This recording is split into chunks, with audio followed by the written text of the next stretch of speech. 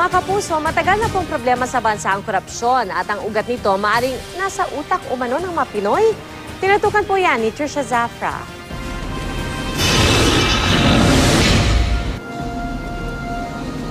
Sausawan,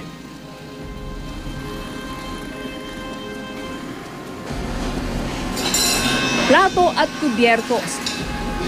Ilan lang yan sa mga kadalasang napagtitripang gawing souvenir ng ilan. Siguro po may baon silang mga plastic fork, tapos yun yung ginagamit nila, tapos yung fork namin yung kinukuha. Siguro po ginagawang remembrance. Ayon sa isang eksperto, may tuturing na raw itong korupsyon. Batay sa cultural neuroscience o ang pag-aaral ng epekto ng lipunan sa paggana ng utak ng mga mamamayan, ang korupsyon ng mga Pilipino runs in the brain daw.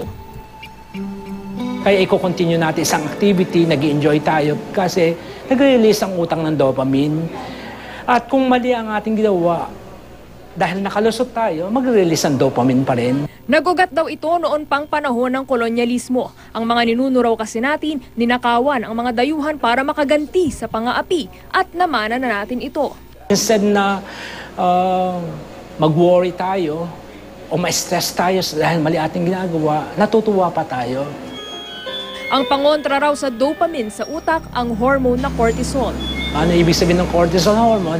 Kailangan may punishment. Kaya maaring ang corruption ngayon sa ating lipunan ay dahil ang ating utak ay nasanay na. Wala raw pagkakaiba, tinidorman ang kinuha o bilyon-bilyong piso tulad ng sa pinag-uusapang pork barrel scam. Sang-ayon kaya si Juan at Juana rito.